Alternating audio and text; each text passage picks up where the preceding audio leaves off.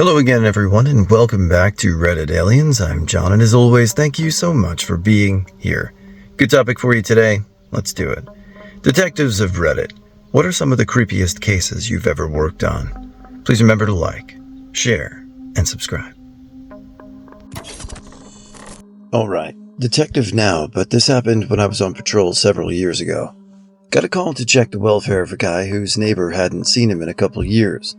Why it took so long to report, but it was out in a rural area.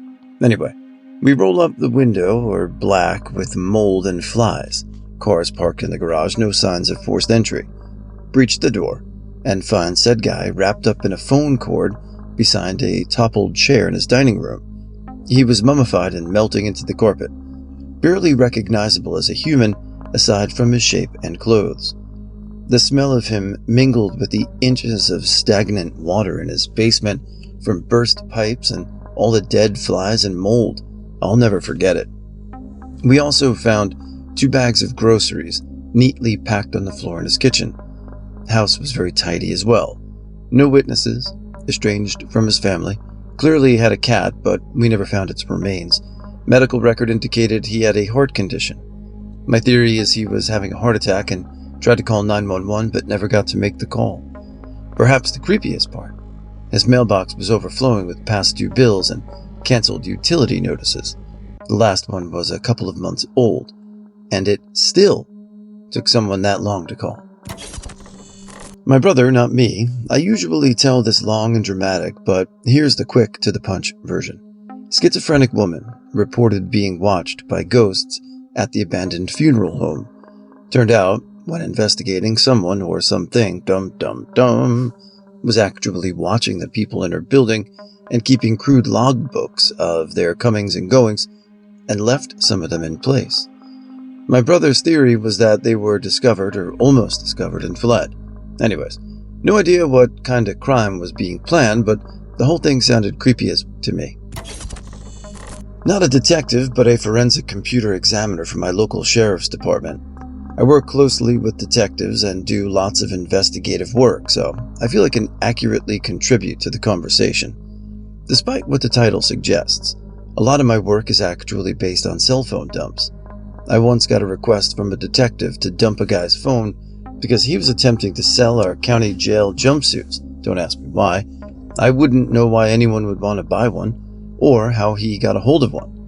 So I did what I'm supposed to and dumped his phone's data into a report for the detective to go through.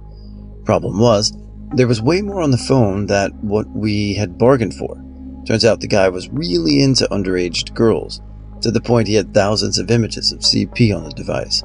So I called the detective up and informed him that he was going to need another warrant to cover the CP for the device. So he did, and began creating a CP case against the guy. Several days later, it was time for the guy's preliminary hearing at the county jumpsuit sales. He left the courthouse after the hearing and was immediately rearrested for the CP violations. He had a backpack on him with 3 more phones in it. I was given said phones to dump for the new CP case. Same amount of CP on all 3 devices as the first one. This wasn't necessarily a super creepy, bone-chilling case, but it sure as hell makes you realize how much of that stuff is actually out there, and it's hidden in plain sight a lot of the time.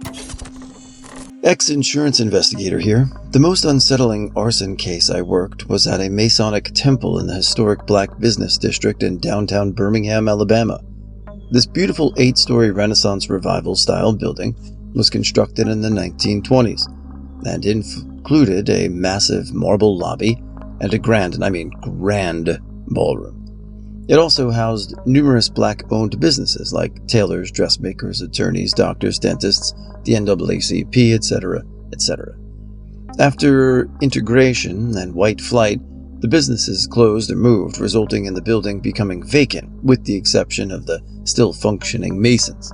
Even though the building was heavily secured and guarded by a single security officer, it was still breached by squatters and crackheads who managed to cause a fire on the 3rd floor. That's where I came in.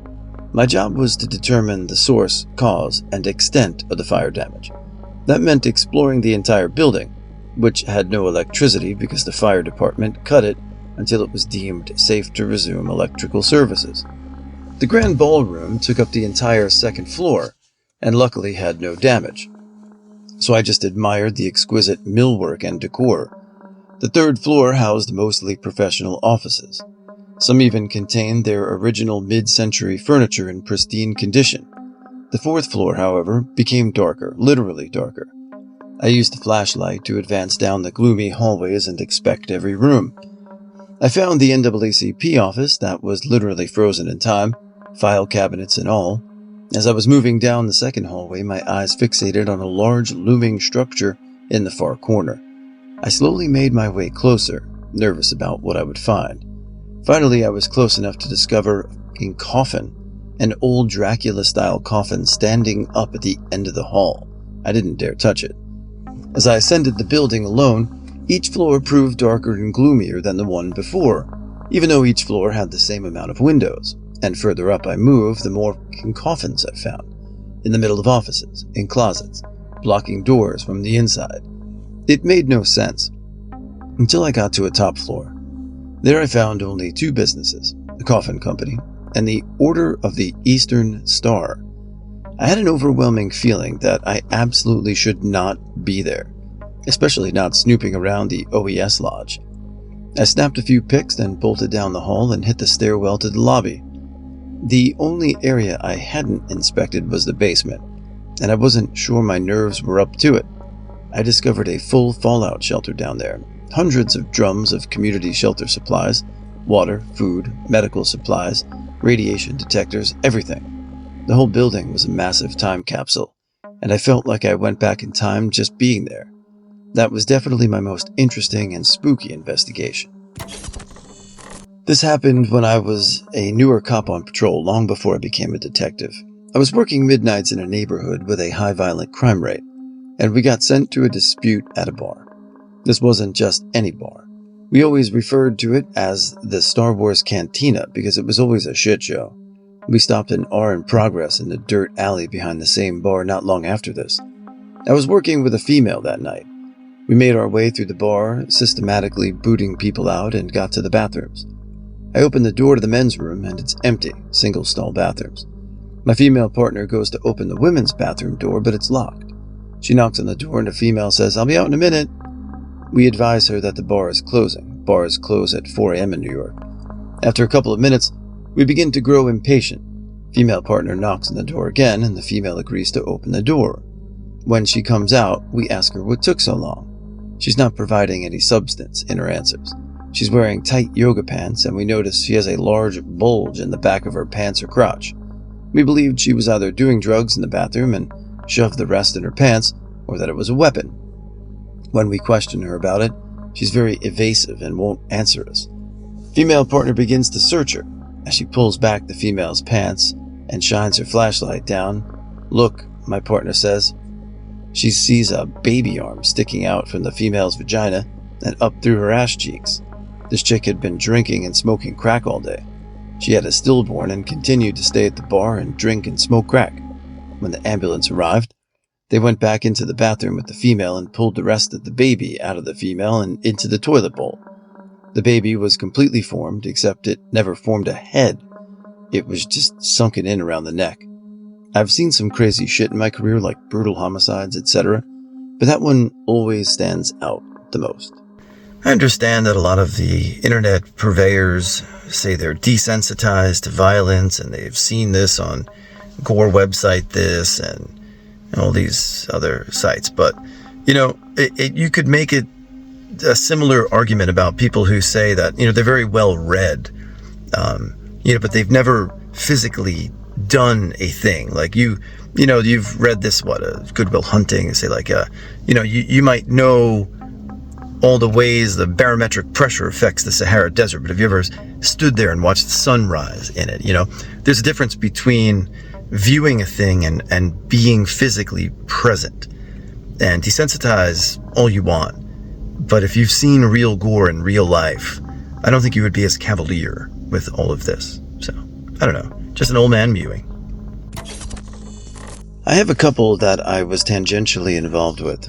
First one that comes to mind was this kid, smart kid, Chinese student coming to America for school on an engineering scholarship, I believe. Was dating a girl during undergrad, but they broke up so he could go to grad school at an Ivy League. She started talking to someone else a while after they broke up, and he caught wind of it. He bought an airsoft gun and some knives online. Next day, airshipped them to his apartment, drove back to where his ex lived, and staked out her house, taking meticulous notes about the comings and goings. When his ex was home, when her roommate was home, he went and knocked on the door when just the roommate was home, brandished the airsoft gun like it was a BB gun, and negotiated his way in. He bound and gagged the roommate and waited for his ex to get back. When she finally got back, he forced her at gunpoint to sit in a chair, where he tied her up and taped over her mouth. He stabbed her in the neck once, and then just stared at her, expecting that to kill her instantly like a movie or video game. When it didn't, he stabbed her.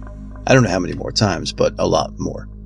To me, the creepy part is the level of planning that he did. I could understand a crime of passion, but this was so dispassionate.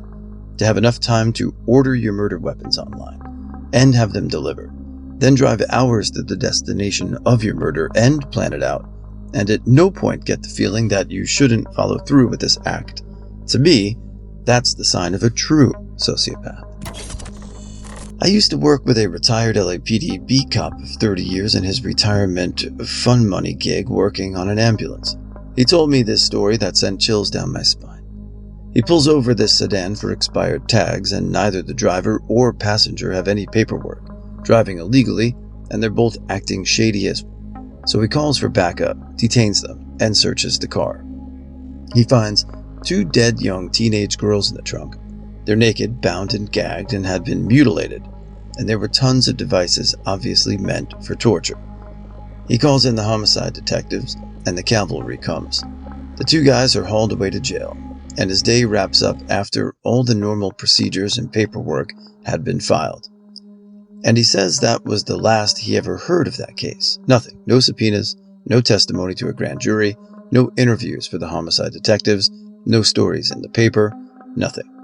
He said it wasn't his normal area, and didn't know the other cops and detectives that showed up, so that it's possible it just got lost in the enormity of the LA justice system, but he always wondered if there wasn't some shady shit going on.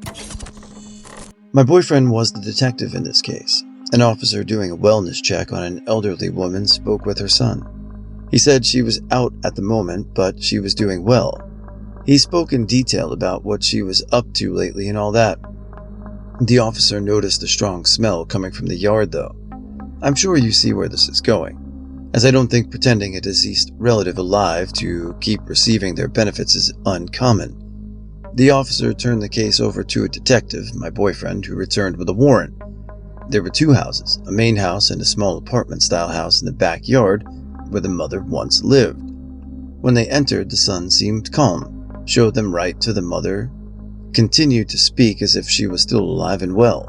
In the bed, they found the body that had been clearly there for a long time. It was like a putrid puddle. The stench was unbearable. The son adamantly refused that she was dead, insisting she had just been up and around the main house yesterday. I learned this story about from my boyfriend as an explanation as to why he always uses so much cologne, air fresheners, scented fabric softeners, etc. The smell is apparently something you never forget. Insurance adjuster here. I'm not a detective, but I do lots of fraud investigations. The ones that aren't fraudulent sometimes just turn out to be really fucking weird. The winner for me, hands down, is the man who claimed he was terrorized by mole people. I know. Mole people sounds like something I wouldn't make up for fake internet points. We had a laugh about the adjuster potentially trying to pad their claims count because the man filed 60 claims in about 7 months. For context, the average is like 1 a year for most policies. After talking with this gentleman, I no longer had doubts. My in-person interview was about 2 hours. I had more than enough in the first 5 minutes and was trying to leave for most of it, but he kept blocking the door, directing me to the wrong way to keep the mole people off my scent. It was kind of sweet in a twisted way. He genuinely thought the mole people would come after me if I didn't follow his rules. He directed me to park yay old company car about a mile away on a concrete parking flat he had made. We couldn't walk on the dirt road there. The mole people constantly changed where it went. The claims he filed were all in similar veins. The mole people moved his car every night with magnets and damaged the suspension, and the noise kept our insured awake. They'd steal his hubcaps and put them back before they thought he would notice. But he noticed, and they were covered in scratches from being pulled through the dirt. They would use long thin sticks from underground to siphon gas or wiper fluid or oil, but never more than a few drops. And for everyone there, things would file a claim which would inevitably be well below his deductible. We decided there was no fraud, but a call to Adult Protective Services was merited. I guess since OP forgot the serious tag and literally no one has replied who's actually a detective yet, I used to work as an EMT. When I first started, I went on a prison call once. Our PT had a medical issue, and on the way to our patient, me and my partner witnessed another inmate eviscerate himself somehow.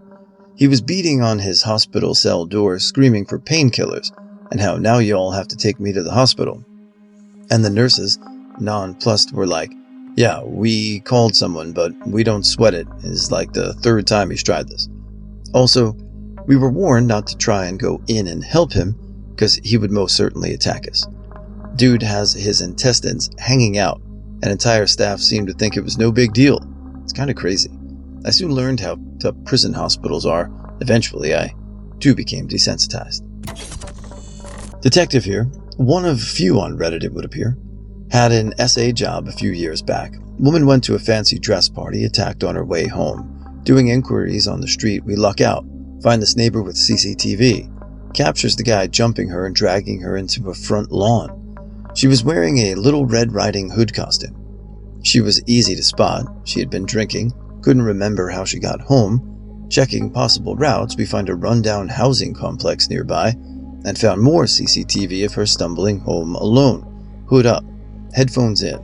She's oblivious when he suddenly appears from the shadows behind her, watching her, hiding behind corners, then following her again. He keeps getting to within touching distance of her and then backing off. Perp has a black furry hooded coat up over his head, is completely covered head to toe, looks like a wolf. Whole thing very surreal. Anyway, that wasn't the creepiest thing. We managed to trace her back to a well-known fast food place a few blocks away. Turns out Wolfman was in there for over 2 hours before she walked in, loitering in the queues, bailing out at the last minute, standing in the corner watching girls come in. Guy was waiting for his perfect target, but he didn't believe his luck. Some of the creepiest footage I've ever seen was of when she walks in. Restaurant had HD footage. I'm not shitting you. He was licking his lips. Didn't take his eyes off of her once. Followed her out. The rest, we already know. Private investigator here. Looking into a liability stabbing case. They were blaming the apartment complex for the resident getting stabbed by another resident. Turns out the dude was planning a mass shooting and was part of a multiple right-wing white supremacist group. Trump 2020 guy, cool. Wanted to attach a gun to a drone and kill a ton of people. Instead, he was so racist, he couldn't help but stab his black neighbor before he pulled it off. His social media was essentially a manifesto, and the cops found a bunch of firearms laid out, fully loaded, and ready to go.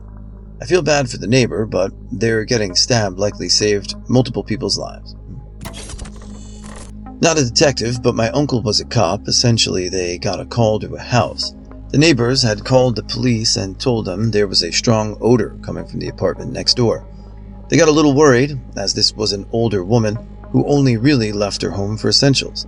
They knocked on her door and she wouldn't answer. Basically, police get there, after many times knocking and calling no answer. So they had the landlord unlock her door. They weren't necessarily thinking she was dead initially, but not sure how. It seems fairly obvious. They get inside and the odor is just awful, like burnt hair and cooked meat. The woman was taking a shower. She went to adjust the heat to be more hot. She slipped and fell on a loofah that was on the floor of the bath and hit her head on the tap. Somehow in the fall, she managed to turn the heat tap way too much. Essentially, she passed out and then died from brain hemorrhaging. And then the hot shower boiled her. The hot water was running on her for about a day and a half. The tenants said that they were wondering why there was very limited hot water in the small apartment, which was downtown above a bar, so it wasn't like they had separate piping and shit like that. So to sum it all up, old woman died in her shower. Hot water turned her into pulled pork, but like mushy pulled pork. Yeah, my uncle offered to show me pictures he had of it. I'm pretty desensitized to gore, as I follow many communities that deal with that, but I just don't think I'd be able to handle that. Still to this day, one of the grossest things I've ever heard. Obligatory not a cop, but a doctor who had a few fun forensic lectures back in med school. Forensics get called to a home after a few days. Police was called because of the smell. You probably already know where this is going. They arrived, found a dead guy, suspicious circumstances. The guy around 40 was found dead in the bathtub but not drowned, boiled to death. Eventually they found out that he went out drinking. It was Carnival, the Germans and Dutchies will get it, and decided that he wanted to take a bath. Alcohol in the hot water must have made him sleepy, because he only turned on the hot water knob, passed out drunk, and then left the water running, which led to the water getting hotter and hotter, eventually basically boiling him to death. The worst part, when they tried to get him out of the bath, they basically just ripped his skin off of his body. They took a picture, and that's the one they used in our lecture. Fun. Another one was an old woman they also found at home. Nothing extraordinary, though still sad. They found her on the floor in her pajamas, TV still on. Almost ruled it a natural cause of death, but the doctor involved thought it was a bit weird how she was positioned. There was a chair standing over her or something. I don't remember the specifics. They called forensics and the police, which launched an investigation. Long story short, turns out she was murdered by a mercenary. The mercenary? Her drug-addicted neighbor, who did it for a crisp €20 bill. I still don't know why you'd murder someone for €20, and why you'd even murder an 80-plus-year-old, but yep, it wasn't even that bad part of town. Former 11-year-old detective here. Once my neighbor's only Drake went missing. So in a comedic sense, he told me to find it and he would give me 400 INR. Cue 7 hours later. I'm about to quit when I see its completely mangled corpse being eaten by some pigs. Obviously not creepy, but for an 11-year-old pussy it was. Got paid 500 instead for actually doing it, although it was sad to see him hold a burial without its body, since he had that Drake for 8+ years.